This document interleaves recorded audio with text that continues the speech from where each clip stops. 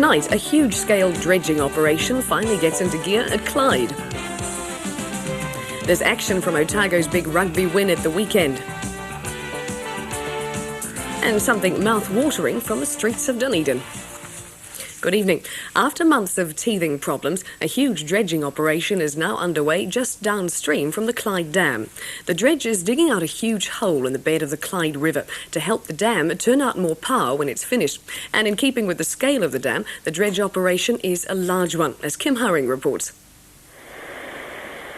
The dredge and its dewatering plant in the shadow of the Clyde Dam are here to lower the riverbed. By doing that, they'll create an extra 3 metres head on the dam, and that will increase the generating capacity by an extra 10%. The dredge isn't new. It used to work on the iron sands at Waverley. Basically, it's a big cutter.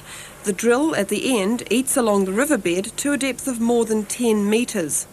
A vacuum pump in the dredge sucks up a slurry of rocks, mud and water, and at a rate of 24,000 gallons a minute, it pumps it along this pipeline and into this machine.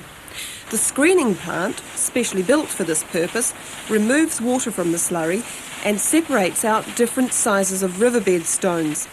Any material over 75 millimetres goes back onto the riverbank, while smaller material is spat out onto this conveyor belt to start a long journey to its new resting place. The conveyor belt is something of an engineering feat in itself. It travels for 8 kilometres and then dumps its load here, at the site of the old gold tailings near Clyde. And gold is something the present contractors are hoping to make a small profit on. Attached to the screening plant is a small gold separating unit, although the contractor hasn't been able to get it operating yet. We're only in the commissioning stage of the gold.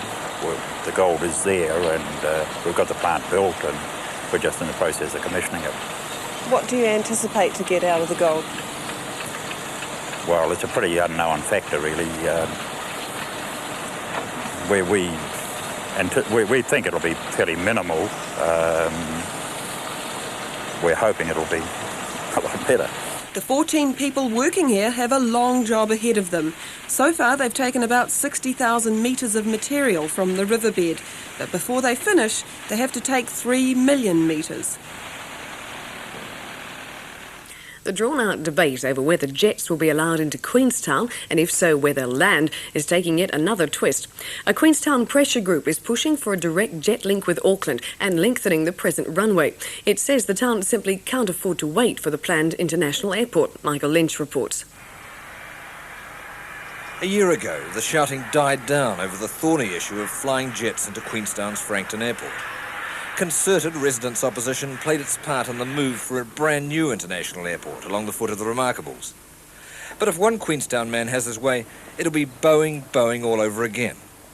Taxi driver Brian Jackson is pushing hard to charter a jet for a special Auckland-Queenstown package flight at Labour weekend. He's off to Auckland this week to drum up support from travel agents. Mr Jackson's saying Queenstown will fall even further behind in the tourism stakes if it doesn't get the Auckland jet link quickly. It needed somebody, so I met. Are you getting support for this? I'm getting a certain amount of support. I'm getting a lot of lip service support, but I wouldn't say that I was getting any firm come to the party front up type support. Mr Jackson has his problems. Air New Zealand's pouring cold water on his scheme, and jets into Frankton raise again the fate of the housing right at the end of the runway. The locals there aren't much happier than a year ago. I would just ask them to be fair and measure their own requirements against the needs of the wider district and a town that's built on tourism.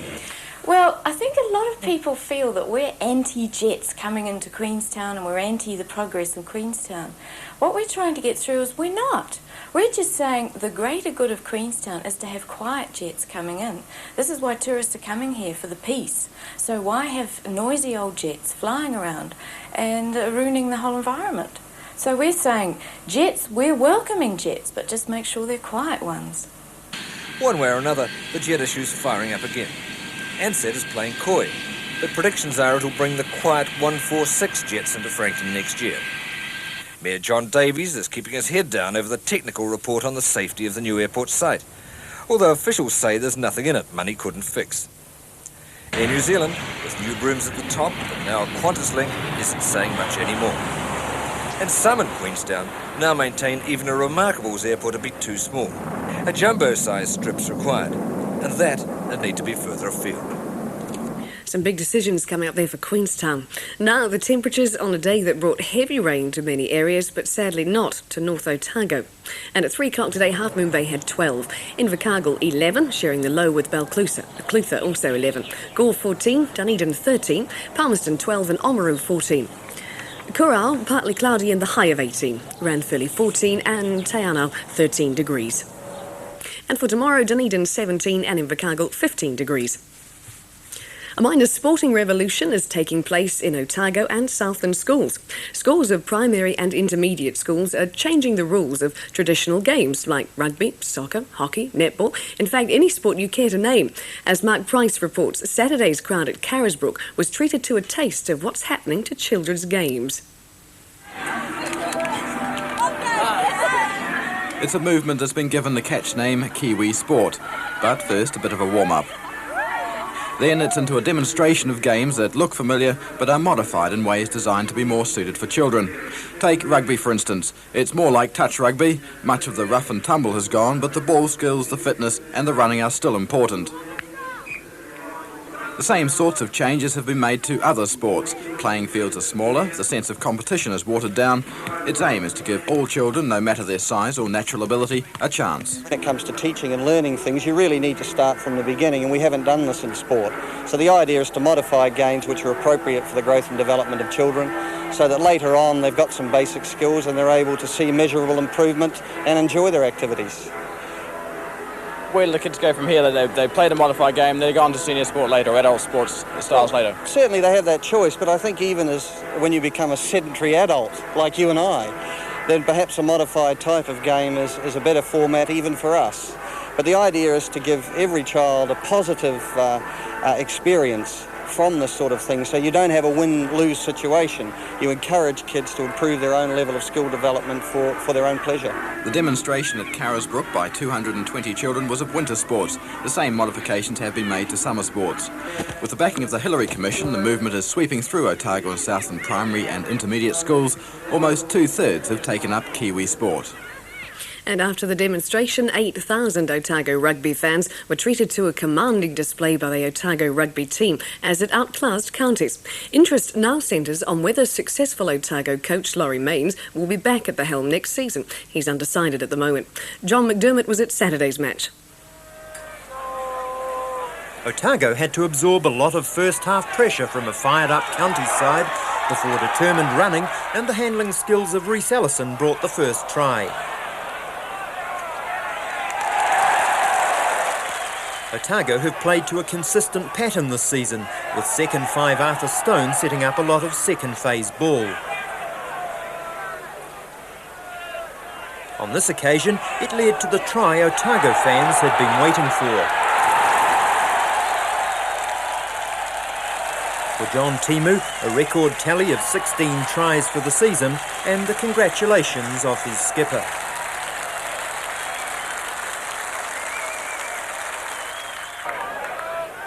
Down by 13 points at half-time, counties struck back through the brilliant individual skills of fullback Lindsay Raki.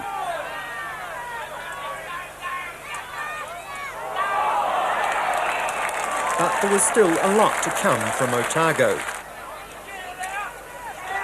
Again, it was Arthur Stone's well-timed pass that eventually set things up for the flying Noel Pilcher. Otago's dominance was partly due to the loose trio. Here, Henderson makes the break to set up a try for Mike Brewer. Then it was the brilliant individual skills of first 5 John Haggart.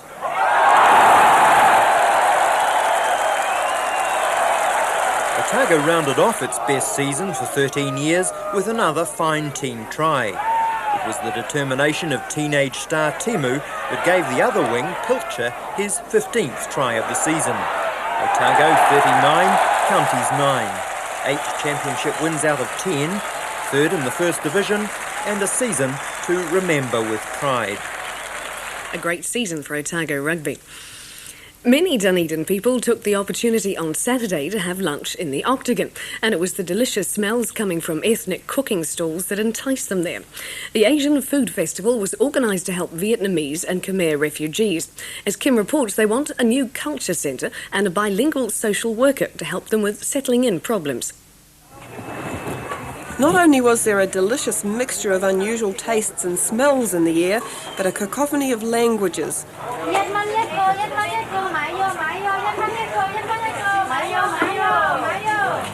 The Tibetan stall put on these popular pâtés or palais, vegetable or meat, and a snack called kapsay. Next door, the Korean community cooked a sweet-tasting barbecue beef patty and served it on top of cellophane noodles and veggies. Barbecue chicken and fried rice was on the Thai menu, and many people stopped to try the Persian recipes, mince kebabs, vegetable casserole and vegetable rice, although not everyone liked it. This is Persian food. No, I don't think you would like it. It would be a bit too hot, I think. Vietnamese food was very popular, especially these yummy wontons. And at the Indian stall, bhatura was being rolled out and deep fried. It's eaten with curries. The occasion was a chance for many from the ethnic community to get together again. The number of people are far beyond our expectations, and I think one of the nicest things for me, Kim, is seeing so many of our people that arrived here 4 or 5 years ago and were part of the program are coming back today to help and to support it, and that's really exciting. Many of these people narrowly escaped the terrifying regime of Pol Pot in Cambodia and Vietnam, only to be thrown into a new culture that's like a different world to them. We are been through 5 years in Pol Pot, and we came to the strange country. It's felt really frustrated, you know, and the weather's different, the culture's different, and all the systems are different. So that people are getting really homesick, you know, once they, first arrive, and they need lots of help. What cultural changes have you noticed? Oh, Vietnamese people in Dunedin, they've got a lot of problems, the same what he said, and I think we really need interpreters because a lot of people when they arrive to Dunedin they can't speak any English, so interpreter can go to government department and go to see the doctor. While the delicious food was being devoured, more than one person was heard to say this sort of event should be held more often. Yum, we'd like to see lots more of them. We'll be back tomorrow night. Good night.